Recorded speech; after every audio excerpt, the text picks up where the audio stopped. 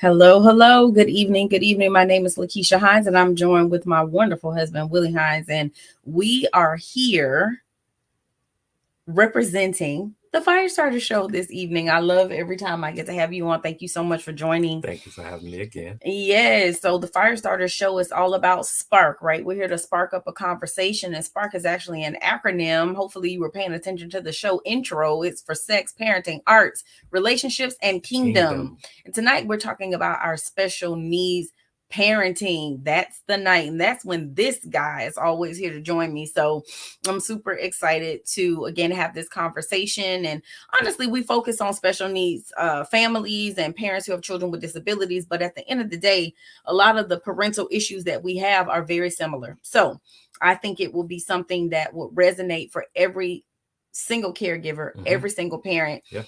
I think. Yes. Right. How you feeling tonight, sir? Feeling good. Feeling good. I always enjoy to join you, and definitely offer that perspective always, because us as fathers, man, we receive, we interpret, we just do things different.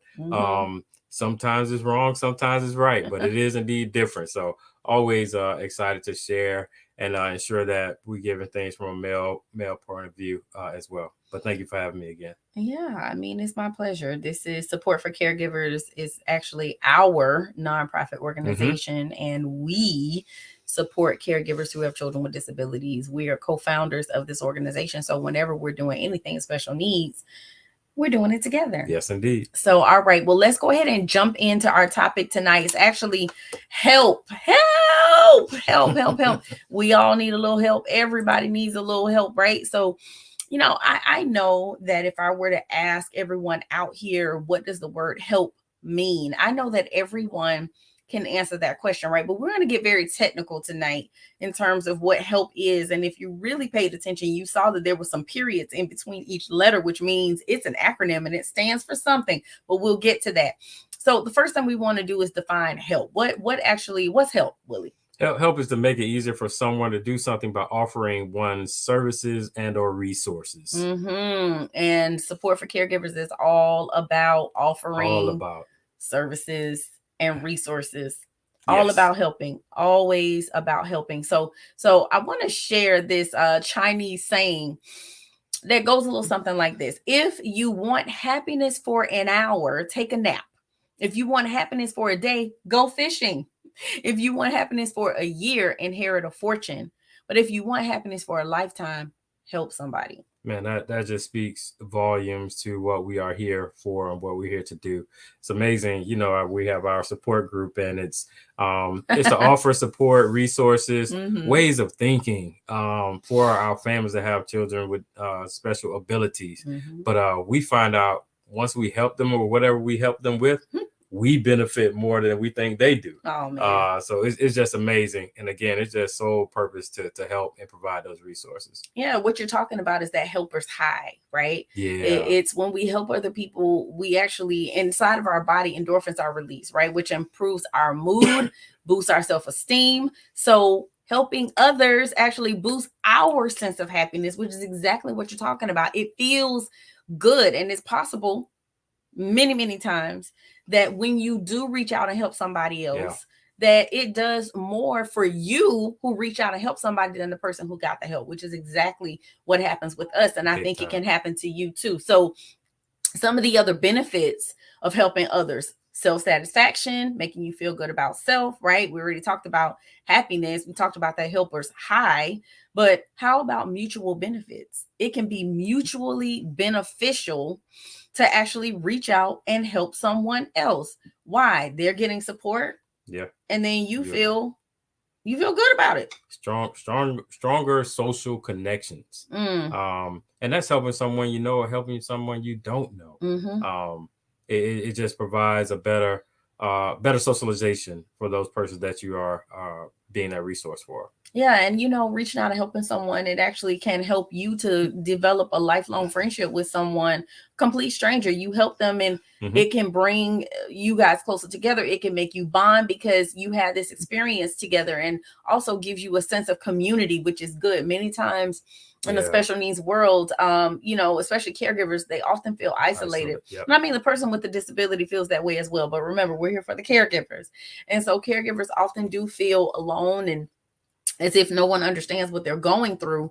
So when you lend a hand to help someone else, you truly may be not only brightening their day, but they may then return the favor. So sometimes that favor for favor is actually another benefit. And, we're not always doing what we do with the expectation of a reward to get anything back. But oftentimes that's what happens. It's cyclical, right? People have a tendency to feel a yearning or urge to pay it forward. So even if they don't give it back directly to the person who gave to them, they may go support someone else. And it's contagious. We started this love challenge back in February, and that's what that was all about. Taking care of other people and paying it forward. Career and business.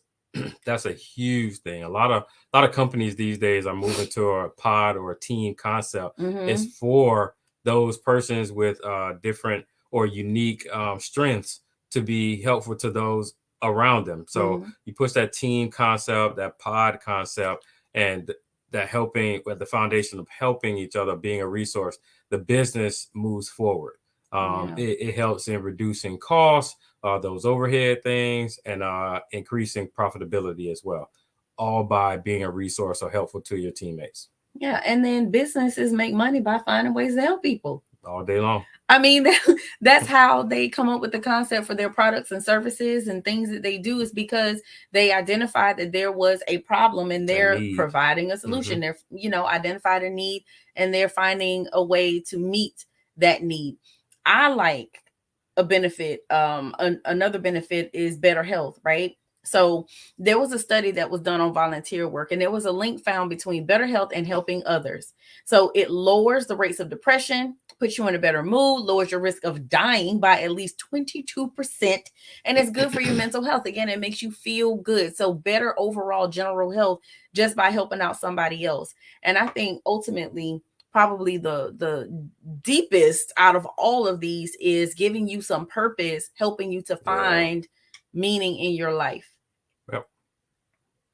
So when you find your purpose in life, I'll speak for myself, me finding my purpose in life had everything to do with me helping others. It's why I became a life coach. It's why we co-founded Support for Caregivers, all because we wanted to give back and we wanted to be able to help other people. So if you are trying to find your purpose in life, I guarantee you, if you look toward helping others, look outside of yourself, I'm sure you'll be able to identify what your purpose is. All right. So why do we help people? Why? And not necessarily us, but people in general, right? Like, why do we help people? Sometimes it's for a favor. Sometimes the main motivational resource for most people, just because it's easier to help someone. When they know one day we may need to be helped in that same way. Yeah. So sometimes it's kind of favor to favor. I'll say it that way. People are still bartering for services these days, and I love that. Especially in the special needs community, they often do that, especially when we have these co-op groups and we have babysitting groups where I got your kids this week, so I can go hang out, and then you take my kids next week. And sometimes there's meal swapping where I cook this week, you cook the next week. So that favor for favor is definitely big. Now, my favorite is the karma principle. So when you help others and you be a good person, then that will come back to you. But if you do bad will come to you. so if you want good things to happen to you, put good things out there into the universe. Another reason is it makes a good impression. Those who are known for doing good deeds make good impressions on others, and that becomes who they genuinely are and how people receive them. That it may help in a critical time, such as job loss, job applications, change careers. You get that help. Sometimes you may get that call from someone that you didn't even expect it to, because you've made a good impression on that person just by volunteering, being a resource, or helping. Yes. There was a study done by the University of British Columbia and Harvard Business School. They got together a group of participants and they split these participants up into two groups, right? Half of them got $5. The other half got $20. And well, excuse me, they either got a $5 5 bill or or a 20. $20 bill. But Mhm. then half of them were told to spend the money on themselves, and the other half were told to spend the money on others. They each had to do it by 5 p.m. The participants who spent the money on others reported feeling happier at the end of the day than those who spent the money on themselves. So, what is this study showing? Everything that we just told you. It feels good when you help other people. Now, I understand that there are times where the heart is willing, but the resources are few and they are scarce.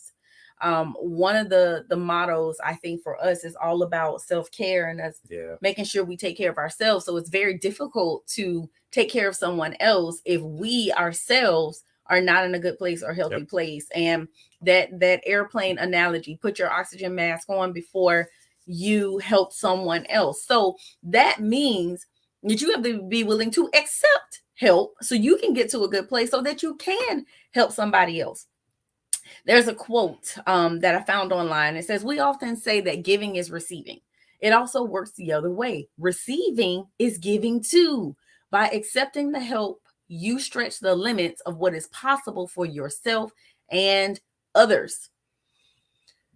That's quote is huge because accepting the help could be a blessing for someone else or make them for their happiness. Mm-hmm. It's not a feeling of that you can't do things by yourself or those things that may be somewhat shameful to accept that help, but you could be a blessing to someone by accepting the help, Yeah. especially in the special needs community. Some may not even know how to help, but want to do something, and they Mm-hmm. genuinely mean it. And they may say, listen, I don't know what you need. I don't know how I can be a resource, but please utilize me. Mm-hmm. Utilize my time. Utilize something. Yes. Because I want to be assistance to you. Yeah, I love that you said that it can be a blessing to someone else. I know there have been times, even with you and I, where I wanted to do a particular thing for you, right? Mm-hmm. And you didn't necessarily want that thing because I'm a gift person and you're not. You didn't necessarily want a gift or anything, but it made me feel good to be able to give you something that I know you would like. Mm-hmm. And so when you would tell me, don't get me anything for my birthday or don't get me anything for Christmas or whatever, I would be so bummed out about it because Yeah. I'm like, I just want to see the joy on your face and it makes me happy and blah, blah, blah. But, you know, we got We. to a place where Mm-hmm. you understood that that's my love language. Yeah. And so then it was like, okay, well, this is something you really, really want to do for me. Cool. I'm okay with it. A whole nother conversation, a whole nother show would be on love languages and respecting people's boundaries and Well, loving them the way they want to be loved. well, I'll give a little context behind that. Once we learned and understood each other's love languages, my love language is acts of service. So that gift came in the form of an act of service or Mm-hmm. allow me to rest or something like that. So still able to give that gift, but I was able to receive it, and we learned each other Yeah. to understand what those gifts mean. And Yeah. mine is act of service. Yeah. So Yeah. That's true. And yeah, that's a good point. But you get what we're saying, you right? get what we're saying. Okay. So reasons why people don't accept help, because we know this is a real thing. Sometimes it's pride. A lot of times it's pride. Sometimes it is, shame. Yeah. Sometimes people are embarrassed and they're ashamed to accept help from someone else, right? Mm-hmm. So a lot of this stems from childhood. If you were the type of child who grew up in a home where, you were never asked what your needs were or what you wanted, or if you were grew up in a home where you were constantly being neglected and your needs were never being met, then you develop this tolerance, I think, for, or this acceptance of the fact that I have to do everything on my own. Like that's the Yeah. mentality or mindset that's developed. And so when someone does try to reach out and give you help, you're looking at them sideways, you're questioning it because you're not used to that. And you may not feel as if it's coming from a good place. So sometimes it's shame, sometimes it's a lack of trust, right? Sometimes you don't want to open yourself up, allow yourself to be vulnerable and let someone Yeah. in. Mm-hmm. Go ahead. Yeah, I was just about to just speak on the vulnerability. Mm-hmm. It some people feel weakened by allowing people to see their vulnerability. Mm-hmm. And that's such a strength if you're able to do that and say, you know what? I don't have it today. I know I come out and I show my face strong every day, but today is just not one of those days. Yes. And allow yourself to be vulnerable, honest, because those things also help those others that are like you, like Mm-hmm. you. Um, it gives you opportunity to admit that you can't do everything yourself. What? We can't Yeah, do everything ourselves. no, you can't. And for the special needs community, you have to understand there's 24 hours in a day, not Right. 28, not 35. So you're Right. trying to get 35 hours worth of work pushed into about 9 to 10 hours. It's just not mathematically possible. Right. The math So is not the mathing. math isn't mathing. So it's okay to admit you can't do everything yourself, or you Right. just can't do everything today. And you may Exactly. need someone to partner with you on this one particular item to assist you. Yeah. And it's So, okay. and it's totally okay. So it's a couple, like 3 things we want to tell you. It is okay to depend on others. Yeah. It's not too much. You are not too much. Your needs are not too much. And most importantly, you deserve You it. deserve it. You deserve it. Everybody needs help every now and again. And as you said, it's okay. It's okay. So, how do we get over our discomfort around accepting help for people? Well, what you do is you don't focus on returning the help, but you focus on paying it forward. Yep. Right? Each one reach one. All right. So when people reject help, a lot of times it is because they, again, are just not comfortable with receiving help. They're embarrassed, they're ashamed, all those things that we talked about. So what can we do if we're trying to help someone and they're not receiving our help? Well, the first thing you want to do is just give them some time. Yeah, give them some space, give them some time. Yeah, like let them know you're willing and available to assist, but then let them know, like, I'm here whenever you're ready, right? I'm available. You can offer some suggestions. Mm-hmm. You can do some research on whatever their problem is and get informed about it. You can talk to a professional. Definitely set some boundaries and some limits so that you don't offend. And most importantly, you don't want to pressure them. Like, that's the worst thing you could do, is to pressure them. But if the situation is urgent, then you definitely need to make sure you get help from a professional. You can call a helpline or whatever you need to do. But most importantly, do not pressure them. Mm-hmm. You don't want to overdo it when you're offering help. Also, start with some baby steps. And Don't exceed your financial oh limits. my goodness, he couldn't wait to tell you that. Yes. Yeah, I've been guilty of that. He's talking to me, not y'all. Do not exceed your financial limitations. It's definitely okay to help, but don't overdo it. And again, to your own finances and resources at time, because you'll find yourself drained at that time. So yeah, I was sorry to cut you off, but I just kind of hurry up and get through that one. It's okay. And you don't want to make long speeches full of advice, Yeah. right? You definitely don't want to. Nope. And you don't want to try to change somebody's personality, because that is no help, right? That could be damaging also for their mental health. But just make sure that your actions are going to help, not just let them escape. Because sometimes we step in and we try to fix it, solve it, resolve it, and handle it for people. But it could be something that they need to learn to do on their own. Sometimes you need to bring the fish to the house for the people, but sometimes you need to teach them how to fish. So you have to be able to be balanced and know the difference. And also, sometimes we step in and we get in God's way. Sometimes God wants to be the helper, and we step in and we try to take over where this was actually a place that God wanted to do some work in this person's life, because maybe he's trying to build up a muscle in them. Maybe he's trying to increase their faith. So we just have to make sure that we are moving at the right time, in the right way, at the right place, with the right tools and all of those things, right? So if you take your time, give them time, then you'll have time to assess and pray about it, think about it before you move forward. And so again, just that rejecting help, it could be because of their own rejection. When they try to help people, it could be that they see it as a sign of weakness. It could be they're afraid. And we also talked about the fact that it could be pride. It could be pride. And there's so many thoughts that pop into people's heads when someone is trying to help them. The biggest one is, I don't deserve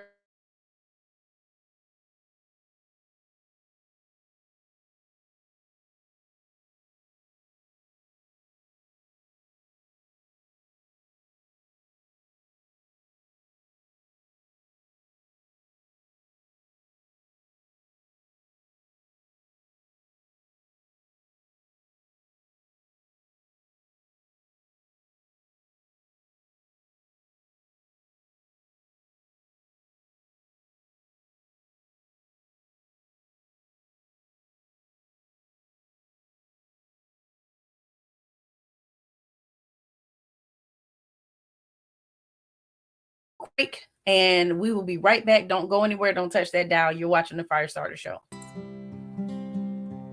Do you or someone you know have a child with special needs, or as we like to call them, special abilities? If yes, please listen up. SNC 101 is here to the rescue. SNC 101, or Special Needs Community 101, is a welcome to the world of disabilities. This program assists new and veteran caregivers of children with special needs to overcome challenges they face on a daily basis.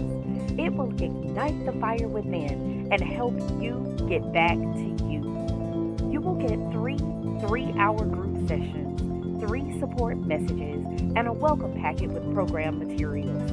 Topics to be discussed are understanding, accepting, and navigating the diagnosis, self care, maintaining healthy relationships, and so much more.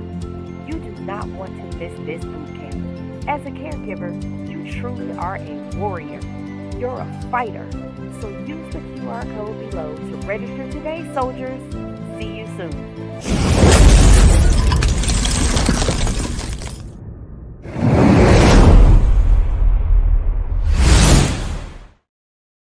Welcome back. Welcome back. Yes, if you were just joining us, we're talking about help tonight. We're talking about help, giving, receiving, accepting help. And if you just watched that brief little commercial, SNC 101, our boot camp is coming up at the end of this month. Make sure you register, have your face in the place, tell your friends and family all about it. It's going to be powerful. You do not want to miss it. Yeah.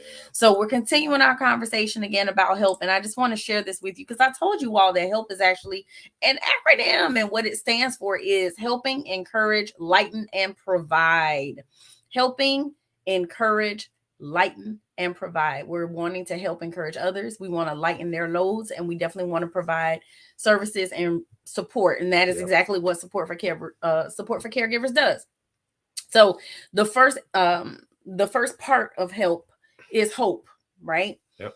How have you provided a sense of hope for others, and how has that been provided for you? It's hard to give something that you don't have yourself, which is why we talked about the importance of accepting help so that you can actually be full, so that you can overflow and pour out to help somebody else. And the next thing is the encouragement. But also, how have you received? Yeah. So you've provided sense of hope for others, but how have you received from others? Have you been open to receive from others? Because that's important as well. And then yes, encouragement. Love this one. How have you encouraged others through your actions or words, and have you been encouraged by others? We've all had some form of encouragement from someone or some source. Mm-hmm. All have. And as we look back as being adults, we could look at some things that some people did that were meant to be encouraging, that we didn't take it as encouragement at the time, but look back, it's like, yeah, they really helped me get to this next level of wherever I am. So those are the major things that ensure that your actions and your words are from the Lord and able to give that encouragement to someone else. Again, just paying it forward. Yes. And I know for me, I have people around me. I'm so thankful that are encouragers.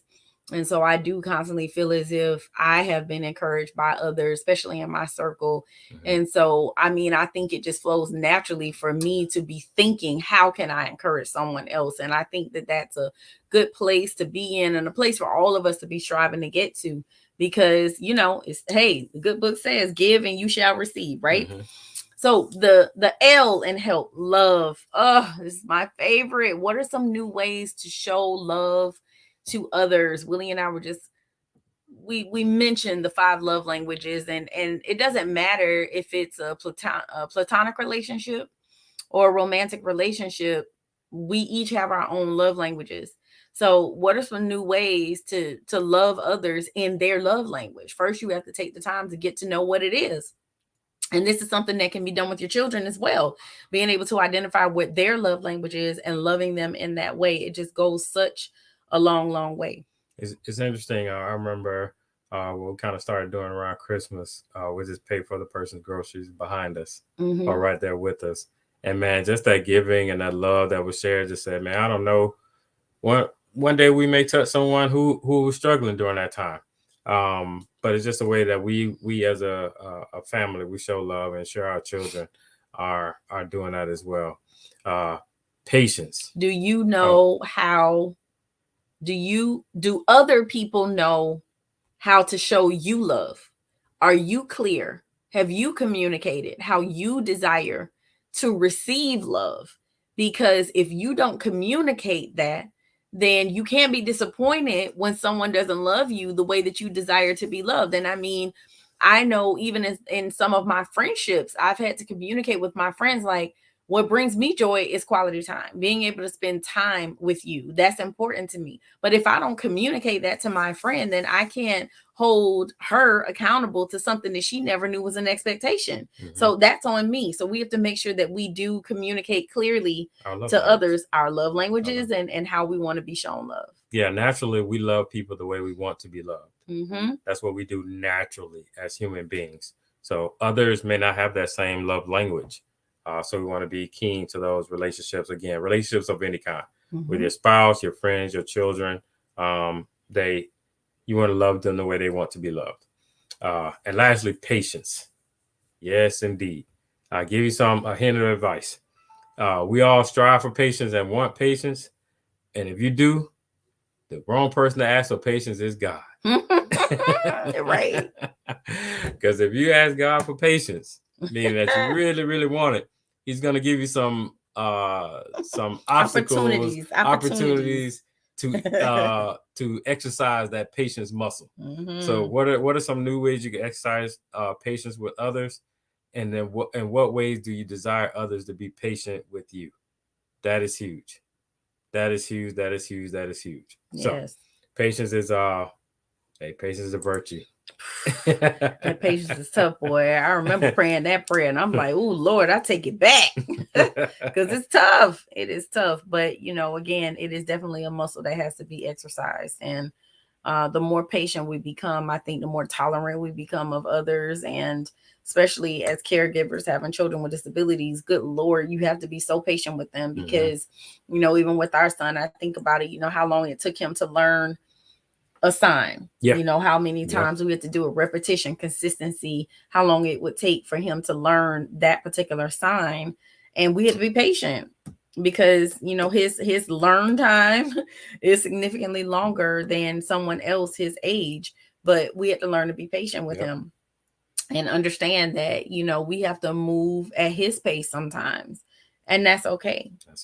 But we really just want to encourage each and every one of you who are listening, whether you are a caregiver of a child with special needs or not, that it's okay to seek help. It's okay to request help. It is okay to provide help. And it's not okay for you to refuse to get help when help is needed. When help is needed. Absolutely. So if you are struggling with anything in your relationship, with parenting, anything that you may have going on, schedule a HEAT call today. You can call or text 727-213-8247. Again, that's 727-213-8247, and let us help you identify whatever the issue is and work toward trying to provide resolutions for whatever your issue is. And that's what we're here for. So make that call today. Don't delay if you are in need of support. But we want to thank you for taking time out on your Thursday night to watch, or if you're watching the replay, we appreciate that too. Thank you for having me again. Thank you for being here. Please be sure to like, share, and subscribe the YouTube channel, because guess what? We won't be posting on Facebook forever, and you will have to go to the YouTube page. But again, thank you for spending your Thursday evening with us or watching a replay. I hope you all have a wonderful, wonderful evening, and I'll be here same time, same place next week. Have a good night, everybody. Bye.